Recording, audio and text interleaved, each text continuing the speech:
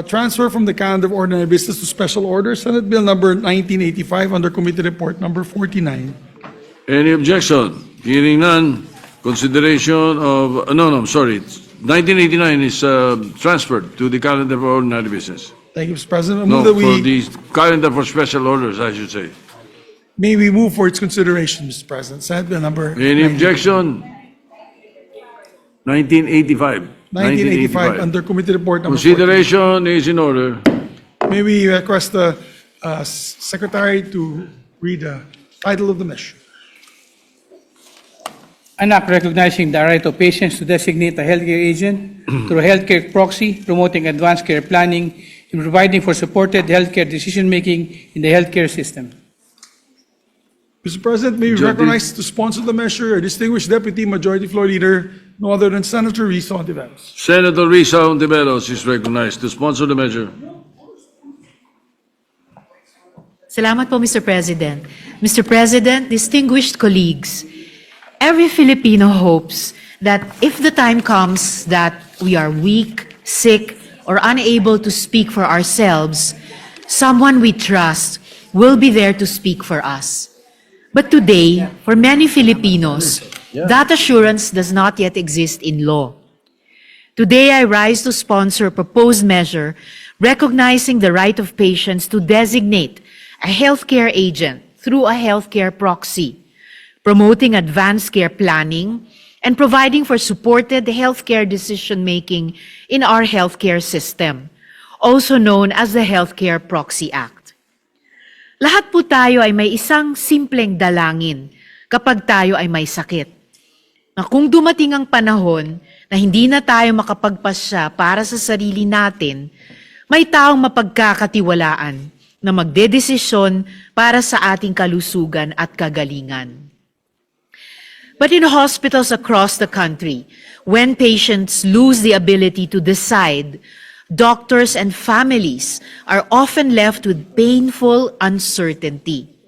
Sino ang dapat magpasya? Ano kaya ang nais ng pasyente? Kaninong boses ang dapat sundin? Without clear legal guidance, families may disagree. Healthcare providers may hesitate, and most importantly, the wishes of the patient may never truly be known. Ito po ang problemang nais tugunan ng panukalang batas na ito, ang Healthcare Proxy Act. This bill allows every Filipino to designate a trusted person, a healthcare agent, through a healthcare proxy, who can make healthcare decisions on our behalf in the event that we become temporarily incapacitated. Sa madaling salita, binibigyan natin ang bawat Pilipino ng kapangyarihan na magpasya ngayon kung sino ang magpapasya para sa atin bukas. Because at the heart of this bill is a simple but powerful principle. Our healthcare decisions should remain ours, even if we can no longer speak and are incapacitated. Mr. President, the Healthcare Proxy Act introduces the concept of advanced care planning into our healthcare system.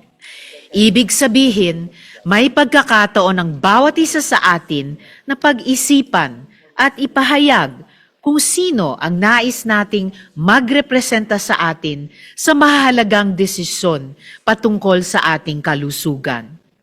Most importantly, the bill ensures that healthcare decisions are guided by the patient's known wishes, values, and preferences, or, when these are not known, by what is truly in the patient's best interest. Kasabay nito, kinikilala rin ng panukalang ito ang prinsipyo ng supported decision-making, isang pamamaraan na kumikilala sa paggalang ng karapatan, dignidad at kagustuhan ng bawat tao. This is especially important for older persons, persons with disabilities, patients with serious illnesses, and those facing end-of-life decisions. Sa ganitong paraan, pinapalakas natin ang isang healthcare system na tunay na patient-centered nakasentro sa kagustuhan ng pasyente. Distinguished colleagues, another important feature of this bill is that it helps prevent conflict within families during the most difficult moments of our lives. Marami na po sa atin ang nakasaksi sa mga sitwasyon sa ospital kung saan nagkakaroon ng hindi pagkakaunawaan ang mga kamag-anak tungkol sa kung anong dapat gawin para sa isang mahal sa buhay. The Healthcare Proxy Act helps address this by ensuring that the person chosen by the patient is the one whose voice will guide medical and health decisions. Sa ganitong paraan, nabibigyan ng linaw ang pamilya at proteksyon ang healthcare providers na sumusunod sa desisyon ng pasyente. Mr. President, isa pang mahalagang aspeto ng panukalang ito ay ang pagiging simple at accessible nito sa karaniwang Pilipino. The healthcare proxy may be executed in any written form. Hindi na kailangan ng komplikadong proseso o mahal na legal services para lamang maitala ang kagustuhan ng isang tao. This ensures that advanced care planning is not limited to those who can afford legal services, but available to every Filipino who wishes to prepare for the future. Kasabay nito, tinitiyak ng panukalang ito na magiging bahagi ng ating healthcare system ang implementasyon ng healthcare proxy. The bill mandates the Department of Health, PhilHealth, and local governments to integrate advanced care planning into hospital policies, health information systems, and public awareness programs, while providing guidance and training to healthcare providers. Mr. President, distinguished colleagues, ang panukalang ito ay para sa nakararaming Pilipino. Para ito sa mga nakatatanda na nais tiyakin na may taong mapagkakatiwalaan na magdedesisyon para sa kanila kung sila ay naging mahina o nagkasakit. Para ito sa mga pasyenteng may malubhang karamdaman na nais masigurong igagalang ang kanilang mga pinahahalagahan at kagustuhan. Para ito sa persons with disabilities na matagal nang nagsusulong ng karapatan sa supported decision-making. Para ito sa mga pamilya na nangangailangan ng malinaw na gabay sa mahihirap na sandali ng pagpapasya. Higit sa lahat, para ito sa mga nag-iisa sa buhay na malayo o wala sa pamilya at umaasa sa kanilang mapagkakatiwalaang partner, kaibigan o kakilala upang makatulong sa mahalagang desisyong pangkalusugan.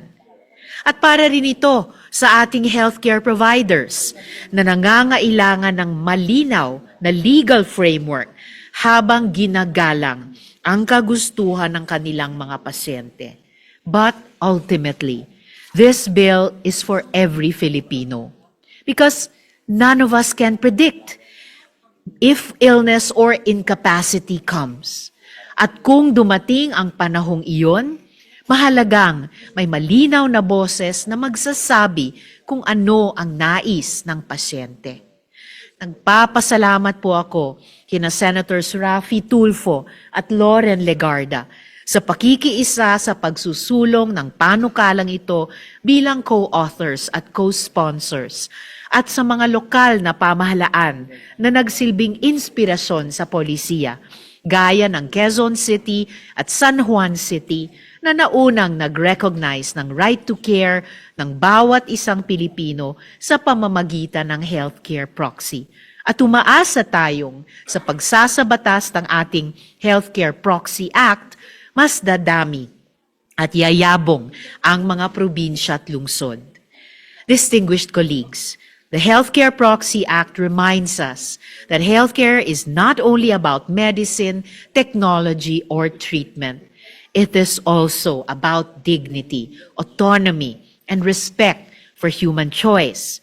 Sa pagpasa ng panukalang batas na ito, pinagtitibay natin ang isang healthcare system na hindi lamang nagliligtas ng buhay, kundi gumagalang sa pagkatao ng bawat Pilipino.